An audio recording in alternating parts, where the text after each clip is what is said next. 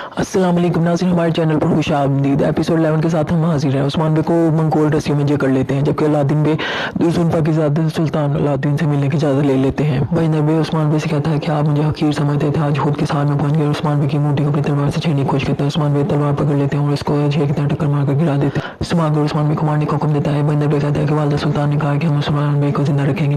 عثمان بے کے سپاہی بھی وہاں پہ پہنچ جاتے ہیں اور جنگ شروع ہو جاتی ہے۔ والدہ سلطان معلوم بالا خاتون سے اپنے فتنے سے ان کو اندر سے توڑنے کے لیے کہتی ہیں کہ میں بس یہ دیکھنا چاہتی تھی کہ ہم دونوں میں سے زیادہ بہادر کون ہے۔ ماشاءاللہ بالا خاتون، میں آپ سے ملنا چاہوں گی۔ عثمان بے ذہن میں آ جاتے ہیں۔ منگول کمانڈر سماگر اور بجنر بے عثمان بے کے سپاہی کو پکڑ لیتے ہیں۔ عثمان بے اسے نوکر کہہ کر چڑھاتے ہیں۔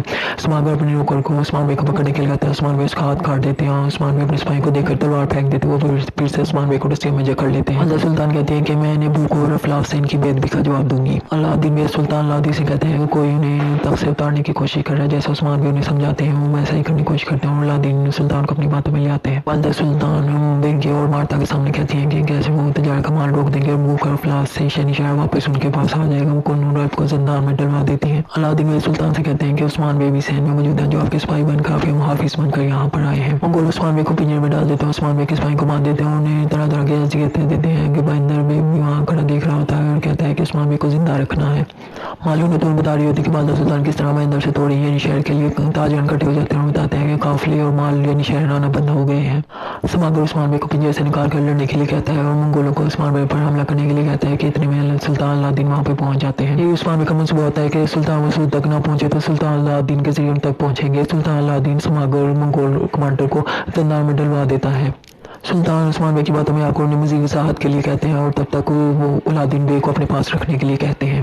عثمان بے دوسرے وکیل سے کہتے ہیں کہ جیسا سوچا تھا ویسا ہی ہو رہا ہے۔ بجنر بے کہتا ہے کہ والدہ سلطان کو بتانا ہے جو یہاں ہو رہا ہے۔ معلوم تو ان کہتی ہیں کہ قبیلوں قلعوں سے سارا سامان یعنی شہر لے آتے ہیں، جبکہ ایک تاجر والدہ سلطان کو بتاتا ہے کہ سارا مال قبیلوں سے اور قافلوں کا مال الوف کی زمینوں پہ بھیج دیا گیا ہے۔ عثمان بے محل میں جانے کے لیے تیار ہو جاتے ہیں۔ برہان الب سب کے سامنے کہتے ہیں کہ دستور قافلوں کے قلعوں کو اپنی زمین بنانے والے عثمان بے آ رہے ہیں۔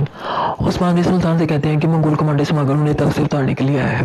سلطان الادین نے سماگر کو زندان میں ڈلوا دیتے ہیں۔ عثمان بے سے کہتے ہیں کہ اس بات کو ثابت کر کے دکھائیں، تب تک ان کے بیٹے الادین بے سلطان کے پاس رہیں گے۔ معلوم تو سپاہیوں کے ساتھ کہہ رہی ہوتی ہے کہ سارا سامان کو پروسار کے قریب ہی ہونا چاہیے جہاں سے ہم لا سکیں۔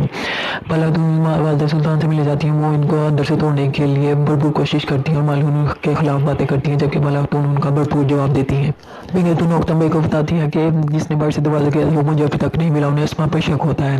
وہ اوکتم بے کو بتاتی ہے کہ یہ شہر اب ہمارے حوالے ہو جائے گا۔ بجنر بے حسین کو بتاتے ہیں کہ والدہ سلطان نے عثمان بے کو قتل کرنے کا حکم دیا ہے۔ عثمان بے کہتے ہیں کہ سلطان الادین نے سلطان مسعود کا قتل کا حکم دے کر ہمیں ان تک پہنچائے گا، اور وہ ایسے ہی کرتے اپنے وزیر کو حکم دیتا ہے کہ سلطان مسعود کو مارنے کے لیے وہ اپنے سپاہیوں سے کہتا ہے کہ برہان الب سن لیتا ہے، جا کر عثمان بے کو بتاتا ہے۔ عثمان بے سلطان مسعود کو بچانے کے لیے نکل جاتے ہیں۔ جب عثمان بے کے قتل کے ارادے سے آتا ہے جو کہ وہاں سے جا چکے ہوتے ہیں۔ بینگتون سن لیتی ہے کہ اسماعیل نے باہر سے دروازہ بند کیا تو وہ اسے بہت مارتی ہے اور وہاں سے نکل جانے کے لیے کہتی ہے۔ تو وہ اللہ سے دعا کرتے ہیں انہیں سیدھا راستہ دکھانے کے لیے کہ شیخ ادب علی وہاں پہنچ جاتے ہیں اور انہیں بتاتے ہیں کہ کافر کیسے اپنی چالوں سے مسلمان کو بھوک اور افلاس میں ڈالنے کی کوشش کرے۔ تو وہ کہتے ہیں کہ بے شک ان کی اتنی دشمنی عثمان بے سے وہ ترکمانوں کو بھوکا نہیں مرنے دیں گے، اور وہ اپنے سپاہیوں سے تیار رہنے کے لیے کہتے ہیں۔ عثمان بے الادین سے کہتے ہیں کہ وہ بہت خوش ہے کہ انہوں نے اپنا وظیفہ پورا کیا اور وہ اپنے بیٹے کو اکیلا نہیں چھوڑیں گے، وہ اسے واپس لے جانے کے لیے آئیں گے۔ معلوم تم اور رانوی سے کہتی ہے کہ سردار کبھی مایوس نہیں ہوتا، جب تم اپنی پوسٹ میں بیٹھو گے کبھی بھی مایوس نہیں ہوگے۔ بھلا خاتون یہ چپ کے سن لیتی ہے اور والدہ سلطان کی باتوں میں آ جاتی ہیں۔ کانتو کو الوف سے کہتا ہے کہ سارا مال تمہاری زمینوں پہ جائے گا اور عثمان اب تک اس وقت کوہنیوں میں مر چکا ہوگا۔ ترک بے سرداران سے مال لانے کے لیے جنگ میں جانے کے لیے کہتے ہیں اور وہ مان جاتے ہیں۔ عثمان بھی اپنے سپاہیوں کے ساتھ سلطان مسعود کو جس حویلی میں قید کر رکھا ہوتا ہے وہاں پہنچ جاتے ہیں۔